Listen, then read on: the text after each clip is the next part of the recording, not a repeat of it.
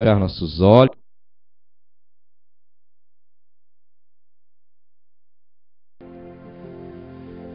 Pedindo ao Mestre Maior, querido Jesus, que esteja mais uma vez conosco, como sempre, através da providência amiga que aqui se encontra, nos iluminando a todos, na mente, no coração, nas intenções.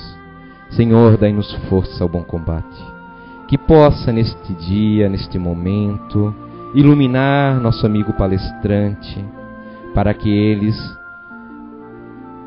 a boa providência através dele possa nos tocar, nos direcionar, nos orientar a termos a fortaleza necessária aos embates da vida, aos problemas do cotidiano, para que possamos, Senhor, além dos limites da carne, vermos algo além, esperançosos de um porvir melhor, que virá, Senhor, no devido tempo, conforme talvez não o merecimento que não temos, Senhor, mas pela lei de amor, de misericórdia para conosco todos.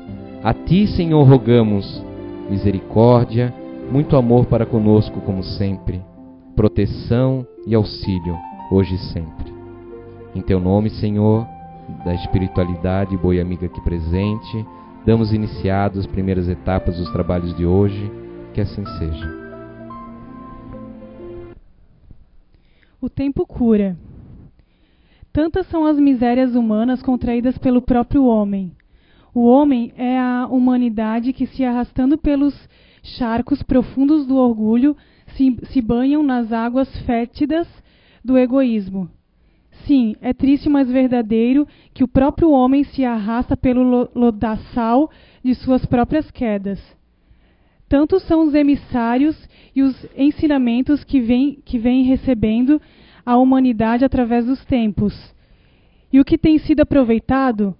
E sem falar nessa doutrina que, ditada de forma esclarecedora e trazendo tantas lições de verdades e de luz, ainda assim não aplaca no homem a sua volúpia em buscar o aprendizado para si mesmo. Mas temos um grande aliado da misericordiosa e da lei da reencarnação, o tempo. Esse a tudo apaga, a tudo reconstrói, e tudo recupera e transforma. O tempo apaga todos os requisitos dos que vacilam, trazendo um homem renovado e suerguido pelas novas oportunidades de renascimento e de resgate aos que magoamos, prejudicamos e até lhes tomamos toda uma vida. Bem dizemos todos os tempos que apaga o ser do obscuro e revoltado de ontem, um ser cheio de luz e amoroso de hoje. Ama, perdoa e segue aproveitando bem o tempo. Arthur Virgílio, psicografia recebida pelo médium Zé Araújo em 4/7 de 2010, na reunião mediúnica da CIU, Recanto do Saber, em Blumenau.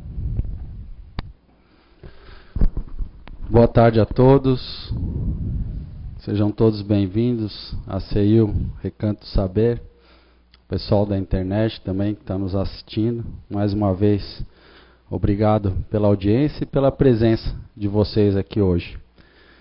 Eu espero que seja válida, né? A gente vai se esforçar para isso. Vou contar um pouco da história dessa palestra aqui. Eu normalmente sou péssimo para sugerir tema de palestra. E eu falei brincando com a Anice, né, por mensagem, né? E eu falei, tá, vou dar a palestra, pode ser a magia da reencarnação. Mas eu falei brincando, ela levou a sério, ela gostou. E estou eu aqui. Na hora eu fiquei um pouco espantado, sabe? Mas no fundo assim eu vejo que a reencarnação, esse processo divino realmente é mágico. E é uma magia.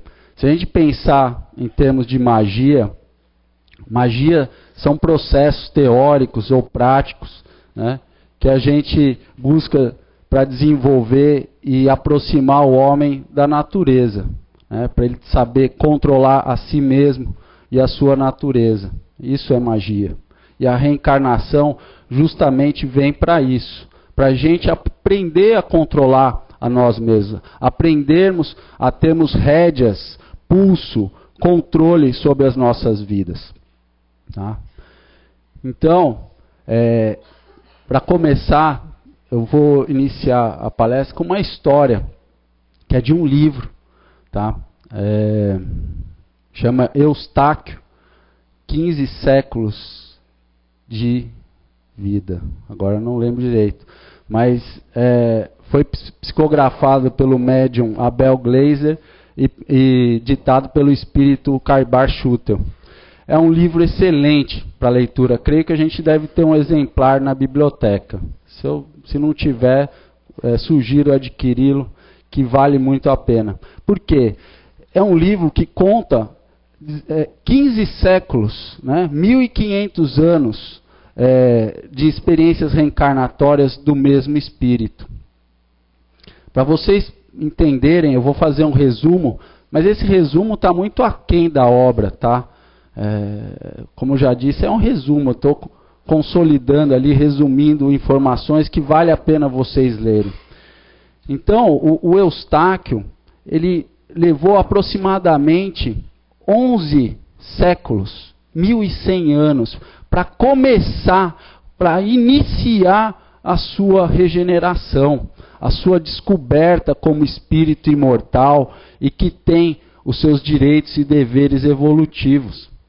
Foram 11 séculos assassinando, cometendo adultério, roubando. Ele veio como deficiente mental, ele veio como rico, veio como pobre, foi abusado sexualmente, foi estuprado,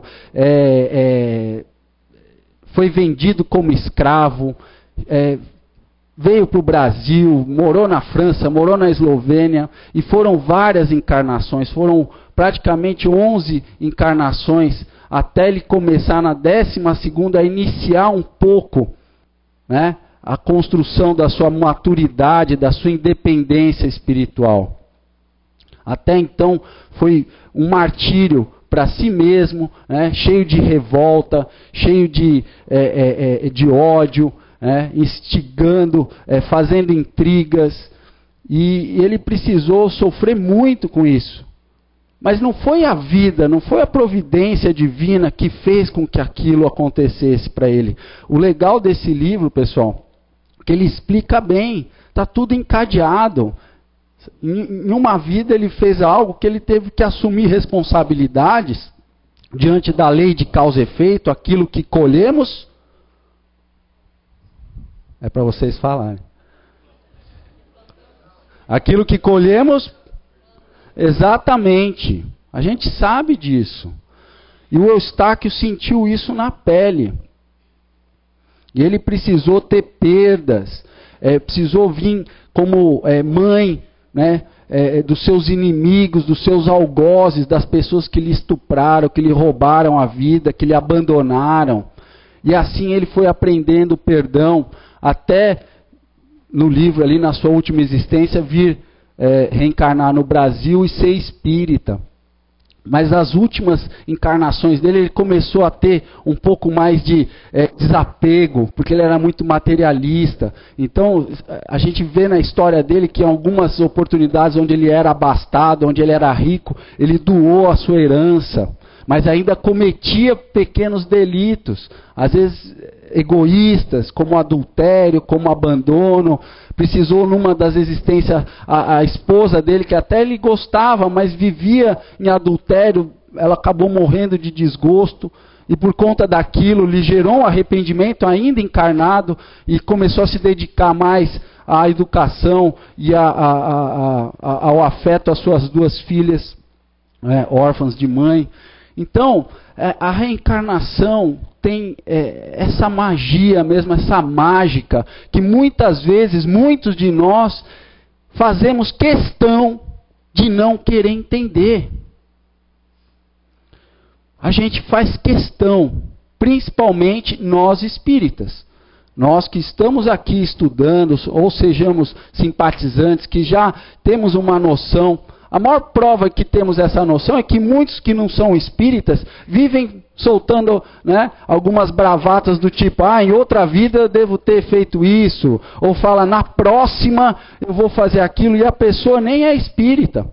Mas está o quê? Na consciência, está na intuição, está na sua experiência anterior. Por mais que ela não acredite, ela tem isso. E nós espíritas temos muito mais, porque estamos estudando, estamos aprendendo. Mas só que muitos de nós não conseguimos viver com essa magia da reencarnação dentro de nós. A gente não acorda de manhã cedo lembrando de que essa, né, é mais uma oportunidade que a gente está tendo. Assim como o Eustáquio, nas 15 relatadas, né, da vida dele, teve. Assim como nós também tivemos e vamos ter. É importante, nós espíritas principalmente, termos essa consciência. E para ter essa consciência exige o quê? Exige um esforço. Nada vai acontecer, né, de uma hora para outra. Não é assim que as coisas acontecem na nossa vida. Tudo exige um certo preparo nosso, uma certa determinação, um propósito firme. E aí vem o esforço e a vontade de se aliar a isso para a gente começar a encarar de frente a frente a nossa vida. E essa importância que a gente tem que dar a partir do momento que a gente acorda até a hora de dormir. Eu sei, e eu bem sei disso, que não é fácil. Não é fácil estar encarnado, ou reencarnado, na verdade. Mas a gente não pode esquecer que é uma fração. Não é fácil, é fração.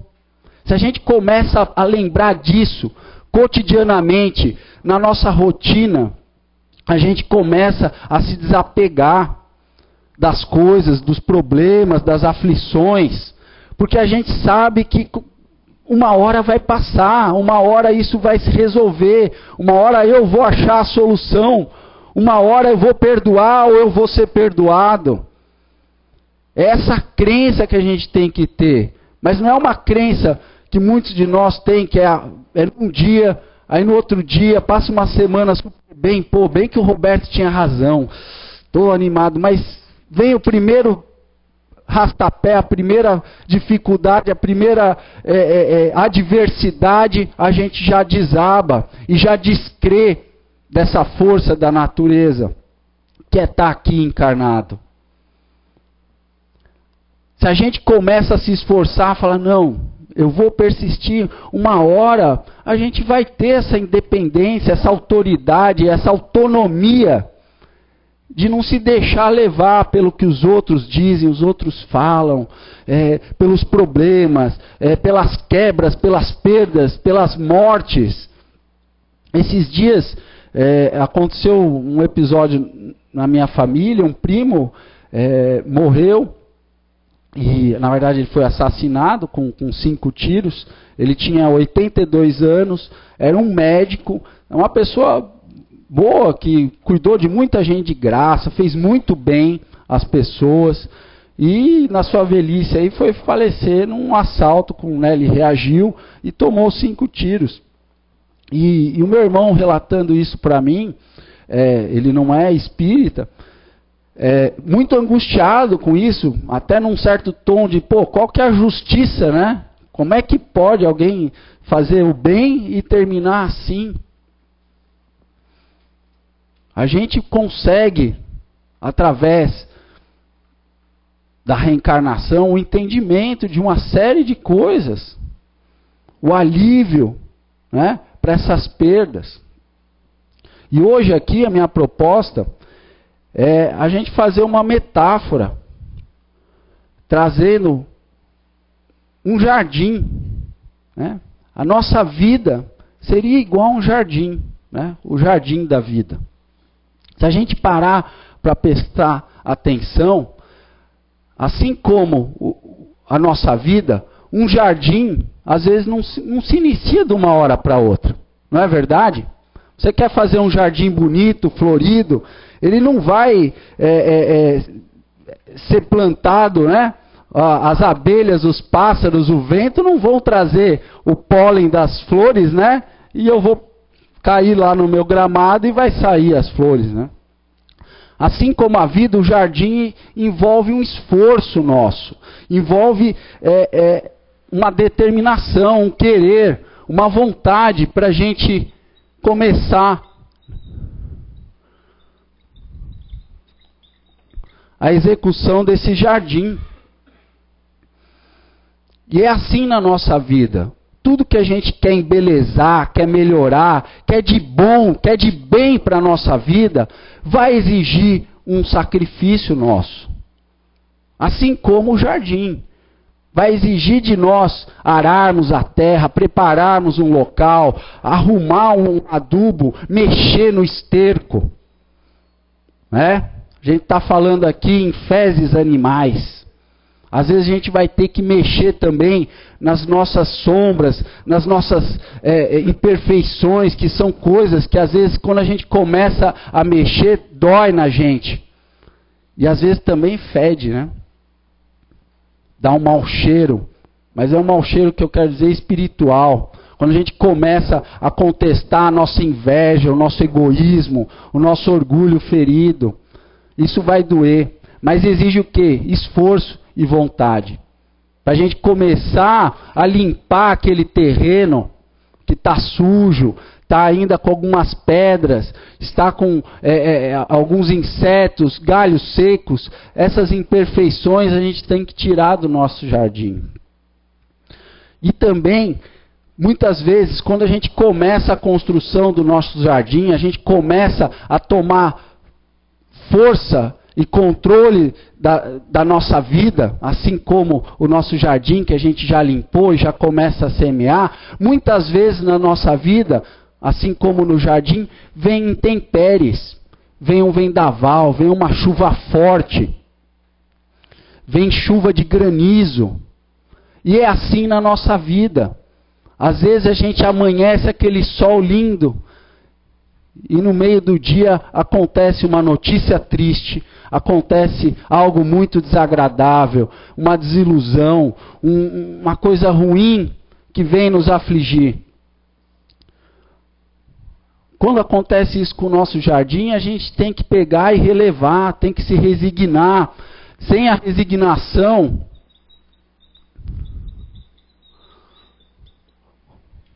quando cair o granizo, o nosso jardim vai ficar daquele jeito.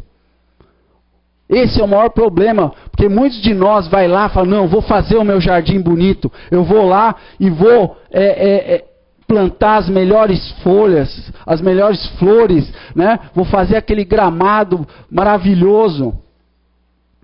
E aí vem aquela chuva de granizo que acaba, dilacera com tudo. E a gente olha para aquele jardim e dá de ombro e fala, agora não tem mais jeito, eu desisto.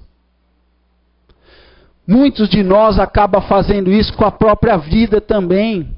A gente não pode abandonar o nosso jardim, assim como a gente não pode abandonar a nossa vida a nós mesmos. A gente não tem esse direito. Melhor, a gente tem o dever de sempre estar atento à nossa vida. Quando os abalos vierem, quando as coisas ruins vierem, a gente pode fraquejar? Pode, porque ainda somos imperfeitos.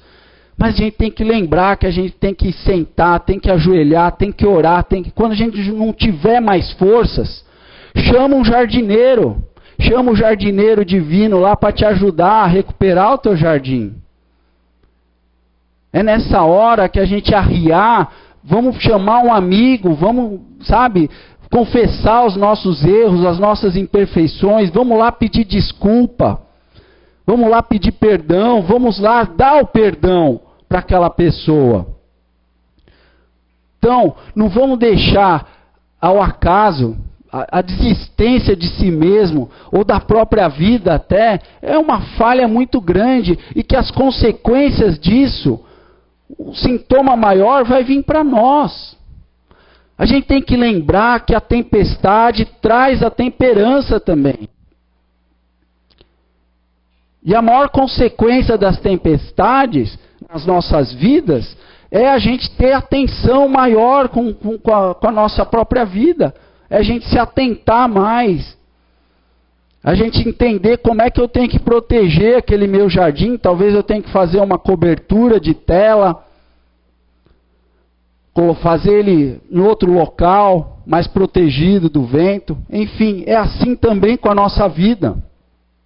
Quando houverem as tempestades, os sintomas delas, as consequências delas, são para chamar a nossa atenção que, opa, tem algo errado. Tem algo que a gente tem que ter mais atenção.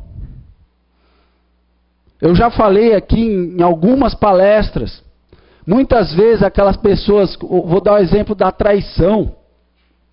As pessoas às vezes se surpreendem, fui traído, seja profissionalmente, conjugalmente, ou por uma amizade, enfim, qualquer tipo de traição. A gente sempre pega e fala, ai meu Deus, toma com uma surpresa. Mas, com certeza, muitas vezes, antes da gente ter essa traição atestada ali, confirmada, a gente teve sinais, a gente desconfiou, a gente olhou essa pessoa, tem alguma coisa estranha. Deve ser coisa da minha cabeça. Essa minha esposa está fazendo isso, esse meu esposo está... alguém, sabe, algum sinal, em algum momento a gente viu. Ou a gente é muito alheio a tudo que está nos acontecendo, né? Ou a gente realmente não quis dar bola. Por que a gente às vezes não dá bola para alguns sinais que estão nos alertando antes de vir a tempestade? Porque muitas vezes a gente vê o céu ficando cinza, começa a relampejar e a gente deixa a roupa no varal. Vai molhar, vai ter que lavar de novo. É assim na nossa vida. As coisas ruins estão começando a acontecer e a gente fala, não pode ser. Por quê? Porque a gente tem preguiça. A gente às vezes tem uma inércia de querer ficar parado e as coisas se resolverem de qualquer modo. E muitas vezes essa alienação com a nossa própria vida acontece também no nosso jardim. Que a gente quer dar para os outros cuidarem. Seu fulano, cuida aí do meu jardim. Quero que cuide bem, hein? E se o cara não está nem aí? Muitas pessoas relegam o seu jardim para o paisagista, para o jardineiro, se ele vier, se ele fez. E a gente nunca olha, não sabe nem os nomes das flores, não sabe nem o nome do jardineiro, não sabe nem o que tem lá. Alguns de nós agem assim com a própria vida. Está aqui, mas está alheio. Só fica fazendo consulta, perguntando para o pai, para a mãe o que eu faço, o que eu não faço. Pergunta para o irmão, para o marido, para a esposa, o que será que eu faço? Põe o controle da sua vida na mão de outra pessoa. Que só porque é mais velha, só porque tem um grau de parentesco, só porque é seu esposo, sua esposa, vai saber o que é mais importante para você mesmo? O jardim é seu, é meu, é nosso. Não é daquela outra pessoa. A partir do momento que eu relego o meu jardim para outro cuidar, que consequências eu vou poder ter disso? Um descontrole. E na hora que eu ver o meu jardim todo lá murcho, seco, cheio de lagartas, sujo, e eu vou falar, meu Deus, o que se tornou minha vida? Que eu fui ouvir, eu fui fazendo, as pessoas diziam isso para mim, eu não sei, e aí a gente entra num parafuso, né? Fica perdido, por quê? Aí quer recuperar tudo. Muita calma nessa hora. Muita calma. Nessas horas a gente não pode se desesperar. Creio que se não está aqui, está em casa, já aconteceu isso com vocês. Que a gente entregou muita coisa da nossa vida achando que estava fazendo bem, um pouco por preguiça nossa, por comodidade, né? A gente gosta de se acomodar, né? Com o que incomoda, né? Deixa lá, tá vendo o filho se drogar, tá vendo o filho sair com os caras esquisitos, tá vendo, mas não pode ser o meu filho, não. Aí vem Alô, a senhora fulana, então, teu filho está preso aqui, foi apreendido com droga. Aí a gente fala, meu Deus, não, foi vendo. Então a gente tem que assumir esse controle. E não se desesperar quando a gente vê que a gente entregou o nosso jardim para outro, para nada, para ninguém. Porque o jardim é fácil de recuperar. Vai exigir esforço? Vai. É cansativo? É. Porque não é fácil você limpar tudo de novo, plantar tudo de novo, esperar crescer tudo de novo, para ver tudo bonito de novo, né? Então é assim com a nossa vida. Na hora que a gente entrega ela para os outros ou para o acaso, a gente vai ter um tempo aí que a gente vai ter que se esforçar, suar e se dedicar bastante a recuperar a nossa vida. É assim com a gente. Uma outra coisa. Quando a gente começa a ter um jardim, tem muito disso, né? Minha mãe costumava falar, fulano não pode ir em casa que a minha roseira seca. Tem um olho gordo mesmo, tem a inveja alheia, mas a gente não pode ter medo disso. A gente não pode querer se isolar, evitar pessoas. Lógico, quando a gente não está preparado, espiritualmente, moralmente, com força interior, para não se deixar levar, às vezes, por energias, por palavras, por ações de outras pessoas, é melhor a gente evitar. Mas chega um momento que a gente tem que estar junto com aquelas coisas que, às vezes, não nos agradam. E eu ainda penso que o pior é quando a gente entra naquela coisa de comparação, que o jardim do vizinho é melhor que o meu. Aí é a parte triste da nossa vida. Porque muitos de nós estão lá cultivando, eu estou fazendo meu jardinzinho, minha vida está ficando bonitinha, eu estou me esforçando, eu estou orando mais, eu estou vencendo a mim mesmo. Aí a gente vê alguém lá que compra um carro novo, vai viajar para o exterior. A gente acha que o nosso jardim já não vale mais de nada. A gente começa a desprezar a nossa própria vida. A gente começa a se questionar por que o jardim do outro está melhor que o meu? Por que a vida do outro está melhor que a minha? Gente, quando a gente faz isso, isso é uma estagnação, é um freio de mão no processo evolutivo que propicia a reencarnação. Essa hora é uma coisa descabida e uma certa loucura nossa, atrelada ao nosso orgulho, porque a gente não quer o quê? Se sentir diminuído. Porque os outros estão alcançando, os outros estão tendo, os outros estão felizes. Mas, gente, muitas vezes aquele jardim que você olha do outro lado da rua, na hora que você chega, aquelas folhas estão cheias de pulgão, cheias de lagarta, embaixo das flores está sujo. Logo, logo aquele jardim vai morrer. Então a gente vê às vezes na TV a vida alheia, né? O mundo de caras, né? Aquela coisa, essas pessoas são felizes, que nada.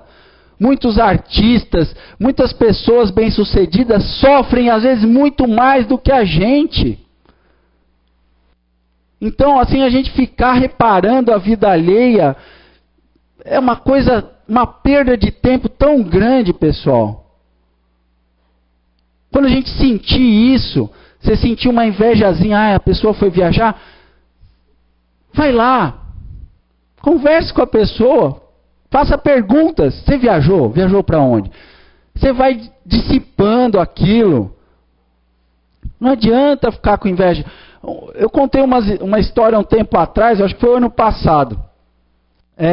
Os mais antigos aqui vão lembrar do Atari, né? Aquele joguinho. E assim, minha família não tinha muitos recursos. E meus primos, eles ganharam um Atari. E eles moravam a 2 quadras de mim, assim. Eu vivia na casa deles. Eu cheguei, assim, eu tinha uns 8, 7 anos, assim. Eu cheguei a ter esse frame da loucurinha, assim, sabe? Acho que eu não vou mais lá. Porque agora eles têm um Atari, eu não tenho. E aí o meu primo ligou. Ei, Beto, quer vir jogar um Atari? Não sei o quê. eu na hora, assim, essas coisas são às vezes muito rápidas na nossa mente, né? Os pensamentos vêm, e eu pensei assim, cara, eu vou falar que eu não vou, que eu estou em outro, que eu não gosto muito de Atari. Na verdade, eu estava louco para ir. Mas daí logo, graças a Deus, eu pensei, falei, meu Deus, como eu estou sendo burro, né? Eu não tenho dinheiro para comprar um Atari. Meu pai não vai me dar, meu avô não vai me dar, nenhum tio vai me dar um Atari. Eu estou com meu primo, que mora 2 quadras de mim, com um Atari lá, e está me convidando para jogar. Falei, tem coisa melhor? Eu vou. Aí eu falei, estou indo. E aquilo lá, eu acho que foi o maior ensinamento para mim em relação à inveja. Muitas vezes a gente fica invejando o amigo, o parente, ele tem isso, tem aquilo, mas às vezes a gente curte junto com ele a piscina dele, a casa de praia dele, a casa do campo dele, o chácara dele, o carro dele, e a gente está lá junto. Isso é que é importante, e é isso que muitos de nós esquecem. O importante é estar junto. Não é o que o outro tem ou deixa de ter, é isso que Deus quer, que a gente saiba dividir. Que quem tem consegue, vem cá, vem aqui em casa, vem aqui comer um churrasco, nadar na minha piscina. Porque muitas vezes quem tem piscina nem usa, não é verdade? Tem que ter visita para usar. E normalmente a pessoa fala, quase não entra aí. Ainda bem que vocês vieram. Então, o jardim do outro, se é mais bonito, se não é, é um problema dele, não é nosso. A gente tem que parar com essa coisa, esse psiquismo de ficar atrelando e gerar baixa autoestima, porque daí a gente olha para a nossa vida, para o nosso jardim, essas margaridinhas tão sem graça da minha vida, né? Tadinha, o que vai ser de nós, né? E aí pega o violino e fica... Minha vida é triste... Eu sou... Ou fica revoltado, que é pior, né? Fica amaldiçoando, tomara que as flores do jardim dela, tomara que aquele carro quebre, tomara que a viagem não dê certo. Cara,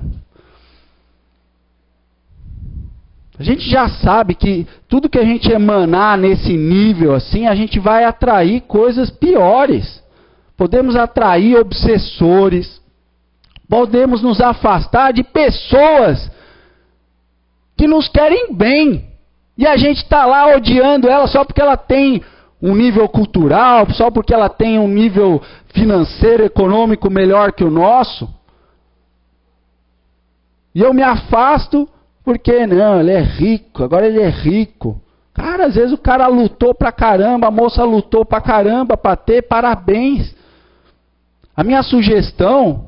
ou truque, que nem o André falou, esse truque é perfeito. Quando você invejar alguém, liga, dá parabéns pelo seu carro. Estou louco para dar uma volta nele, se você me permitir. Eu quero andar, vamos andar nesse carro. Porque normalmente invejoso fala assim, né? O cara chega lá com aquela Porsche lá, sei lá, um carrão, né?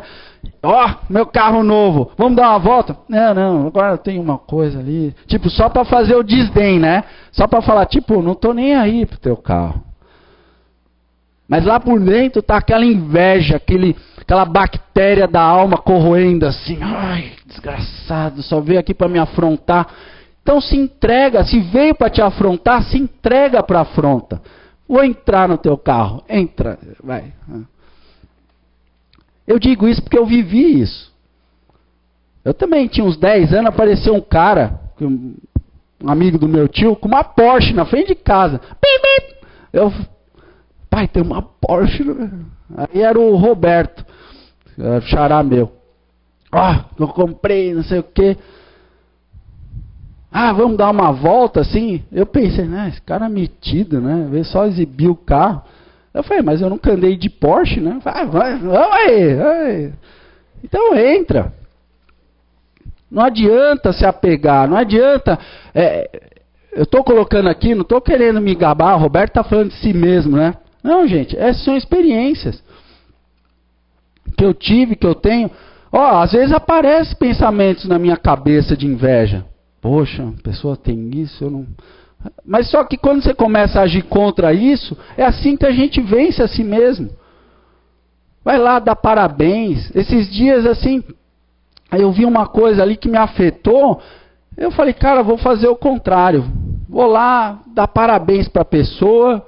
E fui lá, dei parabéns, você conseguiu isso. É isso aí, tu é esforçado, né? E aí eu saí melhor. Né? Aquilo lá, aquela energia ruim. Porque muitos de nós ficam guardando. Fica comparando o jardim, mas fica lá assim, culpando Deus, culpando a si mesmo, culpando o esposo, a vida, todo mundo. Não adianta. A melhor ferramenta é justamente ir contra. Fazer exatamente o contrário. Você quer fazer um desdém? Não, vou lá, vou dar atenção para a pessoa. Experimentem fazer isso. Você vai voltar dessa situação mais tranquilo, aquela energia vai ficar lá. Acabou. Porque somos imperfeitos ainda. Então, algumas coisas, uns de nós vai estar um pouco melhor, outros um pouco pior. Vai exigir um esforço maior, né?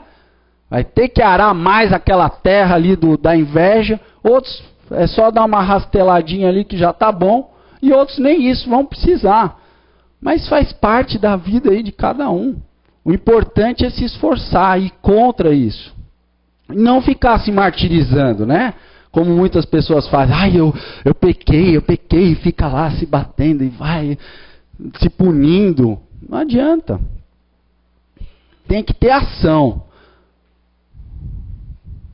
De superar aquilo. E não ficar se remoendo. Uma outra coisa que muito acontece no jardim da vida, o jardineiro às vezes chega para a gente, seu Roberto, seu jardim ali, o senhor precisa cuidar, que o senhor precisa tirar as lagartinhas, mas dá um trabalhinho. Né? E aí a gente já quer uma solução imediatista, não tem um veneno. Então, a gente tem um dilema com o nosso jardim. A gente quer manter ele, mas a gente quer as coisas rápido. Não tem um veneninho aí que já mata tudo, só aplica e acaba? Será que essa é a melhor saída? E muitas vezes é assim na nossa vida. Os problemas surgem e a gente já quer uma coisa assim, instantânea. Quer uma melhora. Não, eu vou orar, eu vou lá na CEIU, vou tomar uns passos e a minha vida já vai melhorar. Lembremos do Eustáquio, a história que eu contei. São 15 séculos para começar a se amadurecer como espírito. Alguns problemas que a gente está vivendo hoje exigem soluções mais caseiras. Que a gente tem que ir lá, né? De vez de pegar um agrotóxico, vou lá, faço uma solução de sabão de coco, alho, pimenta e vou aplicar todo dia. Todo dia eu vou aplicar. Exige um esforço nosso. Exige um esforço em sair da rotina. Porque nós, como espíritos imortais, temos muitos vícios milenares. E que se a gente não tiver uma força de vontade, um esforço inicial, falar, não, eu vou romper com a minha rotina, muita coisa vai continuar a mesma na nossa vida. Nessa e na outra. Essa é a magia da reencarnação. Passado, presente e futuro. Nada na vida anterior, nada na vida presente e nada na vida futura. Essa é a magia. Agora, nada na vida anterior, esforço na vida presente, uma vida futura um pouco mais tranquila e em paz. Essa é a magia da coisa. Não é o pó do pilim-pim-pim. Não é a fada madrinha que vem, Roberto, agora seus problemas serão resolvidos. Você tem direito a 3 desejos. Não é assim. Mas às vezes a gente age e vive como se um dia fosse acontecer isso. A vida de ninguém vai melhorar de um dia para o outro. De um mês para o outro, de um ano para o outro, e às vezes nem de uma existência. Lembremos sempre disso. Não é fácil, mas é fração. É uma unha da eternidade, uma existência. Se a gente se dedicar às vezes em uma, a próxima já vai ser um pouco melhor. Aquele inimigo familiar que às vezes a gente está convivendo junto, se eu conseguir me... como é que fala? Criar uma amizade, ou pelo menos distender aquela inamizade, aquela coisa ruim que a gente tem um em relação ao outro, na outra às vezes a gente não vai precisar vir junto de novo. Ou se vamos até querer vir junto, porque ficamos amigos e queremos estar junto para crescer junto. O que é melhor? Repetir a mesma vida, as mesmas pessoas, aquela sensação de tipo, ai meu Deus, de novo essa pessoa na minha vida? Ou a gente já, vem cá, eu te amo, eu quero te amar, quero aprender a te amar, desculpa se eu não errei, se eu errei, e tentar resolver isso. Jesus deu esse truque aí pra gente. Reconcilie-se com seus adversários antes de seguir em frente. É isso que a gente tem que fazer. Não adianta a gente pegar e ficar levando a vida como a gente sempre acha que tem que ser. Uma outra dica aí é a gente sair da rotina. Na hora que a gente começa a fazer um exercício diário de falar, cara, eu não vou pegar mais essa via aqui, eu vou pegar outra via. Eu não vou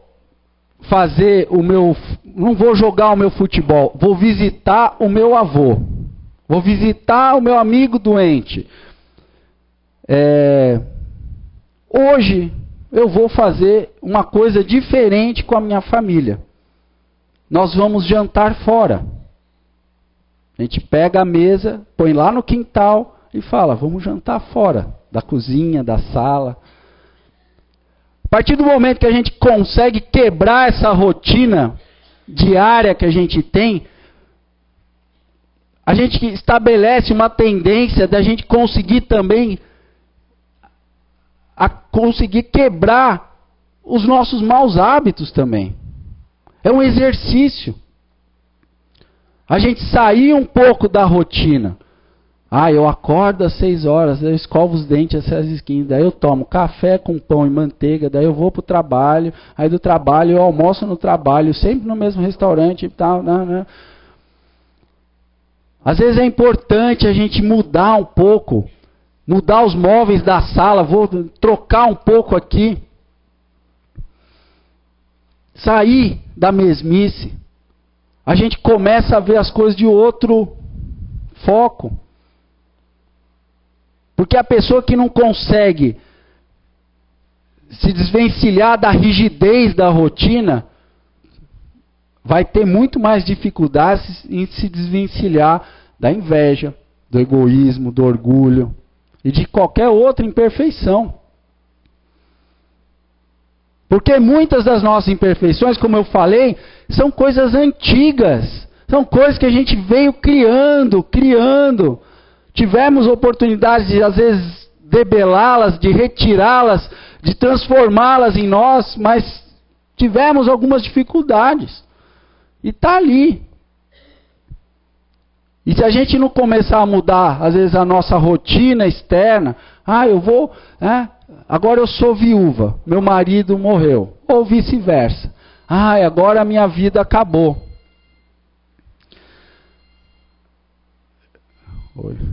Aí a minha vida acabou.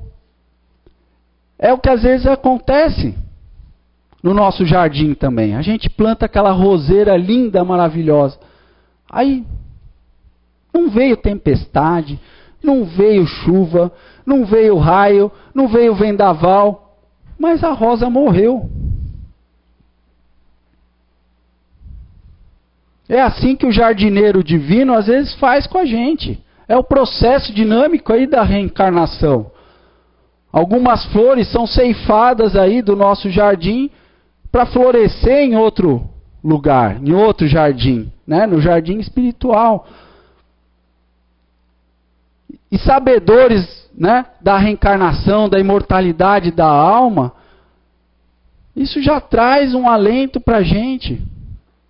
Deveria trazer, pelo menos, para a gente saber que a vida continua para quem morreu e principalmente para quem continua encarnado.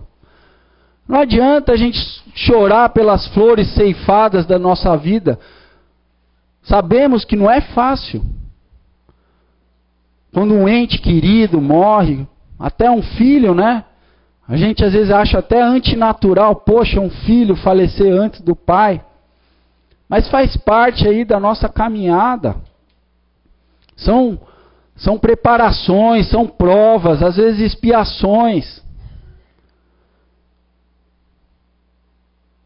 Esse livro, Contos do Outro Lado, eu recomendo. Aí quem não adquiriu, não é merchan, hein? Não é merchandising. Olha, é um livro que eu estou lendo todo dia no meu evangelho lá em casa, antes de ir trabalhar. Eu abro, né, na sequência, estou lendo ele todo dia. Uma história. São curtas, né? Tem uma ali que chama Na Linha do Tempo, que é a história de Lucinda Blanca. E ela fala disso. Que ela era uma trabalhadora doméstica, assim, e começou a armar um vendaval, e ela está voltando, correndo para casa, com medo, porque o barraco dela era bem frágil, né? E ela estava lá com 2 crianças, acho que uma de 7, outra de 3 ou 4 anos, e ela querendo chegar logo em casa, e na corrida ela caiu numa vala e morreu, e não percebeu que morreu, porque a aflição dela era tanta que ela tinha que chegar em casa. E no que chegou, o barraco estava destruído. E ela pensou, né, mesmo estando já desencarnada, se abraçava com os brinquedos ali e ficou lá por vários anos. Achando que os filhos morreram, até uma hora o esposo falecido dela conseguiu se conectar com ela. E ela aí viu, se tranquilizou, né, foi ajudada, socorrida, como a gente chama. E ela viu que os filhos foram adotados, estão numa família, né, com mais recursos, estavam felizes, né, porque ela ficou vários anos ali, já estavam crescidos. E ela entendeu que por 2 existências ela teve uma vida fútil, com bens, nunca se preocupou com os filhos, né? Então, às vezes, precisou vir aquela perda, né, para a gente se tocar e dar importância para a vida alheia.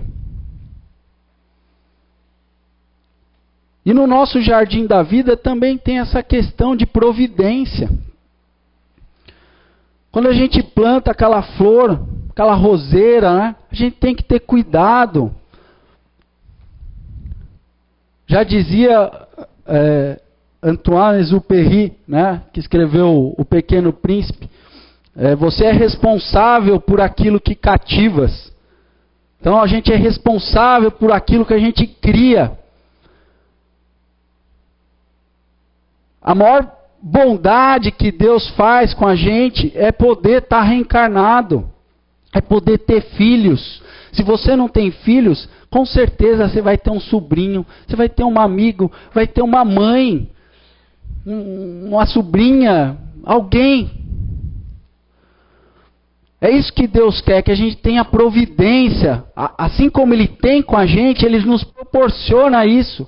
Quando a gente planta aquela flor, ela depende da gente. O jardim depende da nossa assistência, da nossa caridade, da nossa providência, do nosso afeto, né? As pessoas que cuidam bem do seu jardim normalmente conversam com as folhas, com as flores, e aquilo ajuda. E essa oportunidade de estar reencarnado é a oportunidade da gente também ser provedor.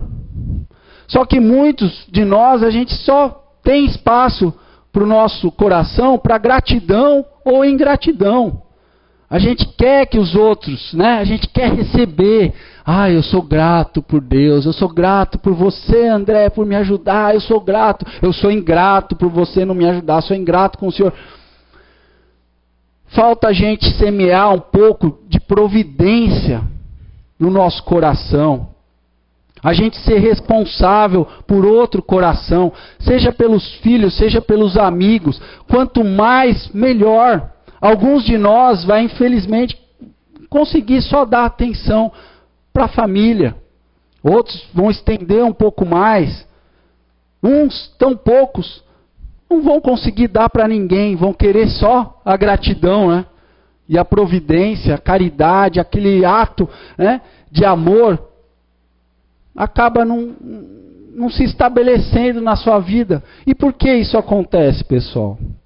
Porque exige sacrifício, exige renúncia ao nosso egoísmo, aquela esperança de ser grato, de eu receber, eu tenho que receber, eu preciso. Às vezes a gente se admira com os pais tratando mal alguns filhos, mas a reencarnação muitas vezes explica isso. Tudo está entrelaçado. Alguns filhos vêm para ajudar os pais.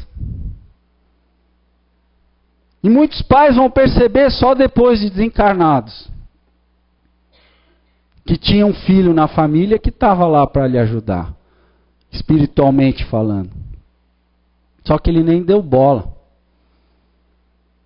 E lógico, e o contrário também. Muitos pais têm essa missão. Aliás, todos os pais. Está lá no Livro dos Espíritos. É uma missão ser pai. É o clamor da providência divina nos concitando, não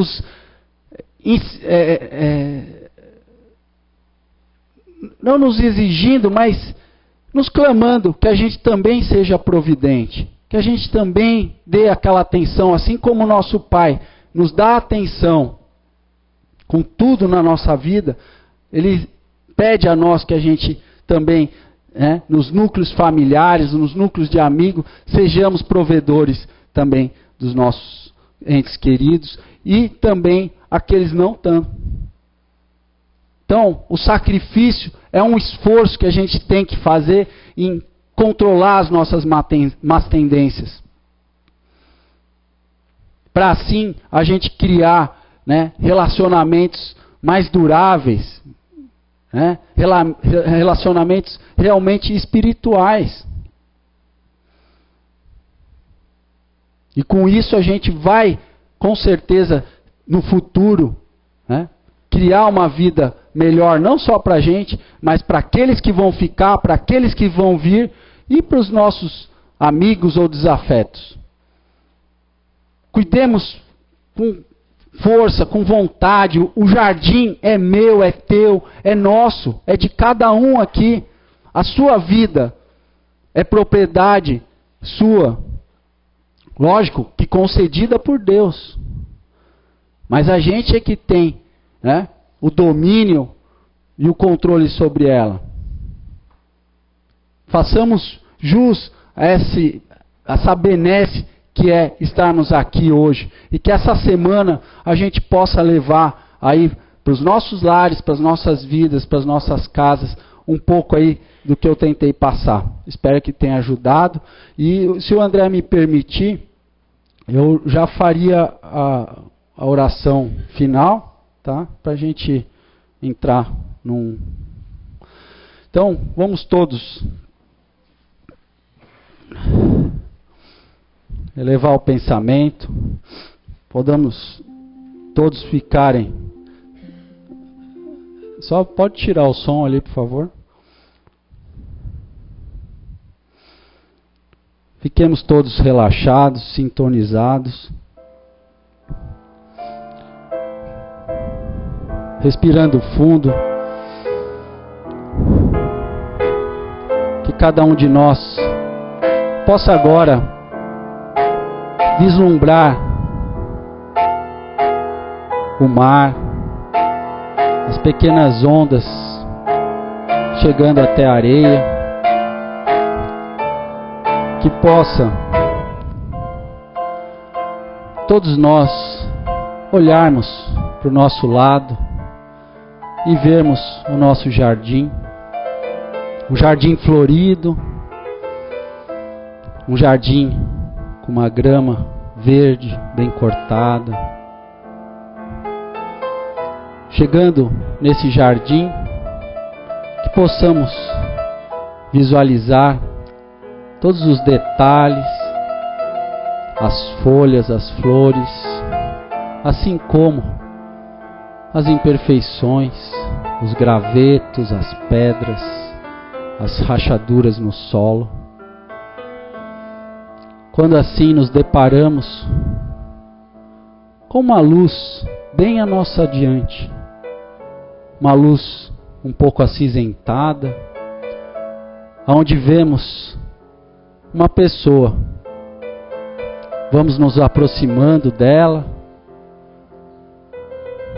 chegando bem próximo, ela está exaltada, revoltada, triste, sem esperança. Para nossa surpresa, somos nós mesmos, o homem velho, a nossa criação de vidas anteriores. Estamos surpresos de vermos a nós mesmos tão revoltado, tão desestimulado. Mas nesse momento, uma luz recai sobre todos nós e começamos a dizer para aquele homem velho, o nosso homem antigo, que não há mais espaço para o desamor, para a revolta, que hoje estamos no caminho de Jesus, no caminho do progresso, que nada que ele queira dos seus hábitos antigos irão se realizar. E nesse momento nós nos abraçamos longamente com o nosso homem velho, esse espírito ainda imperfeito. E a luz que recai sobre nós começa a ficar mais forte, mais brilhante. O perfume das flores vão nos alcançando. E para o nosso assombro, esse homem velho fica unido a nós mesmos.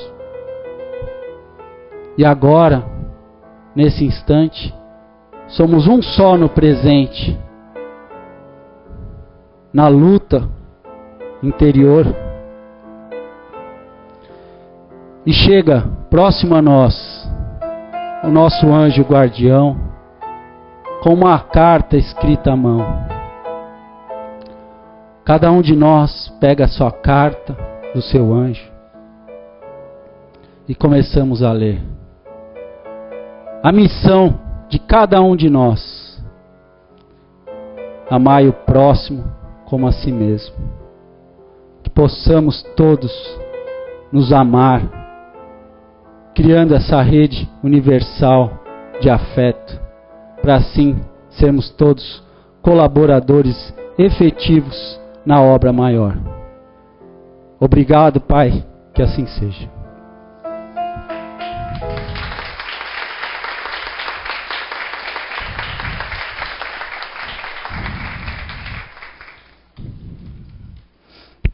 Aguardemos então agora em silêncio para chamar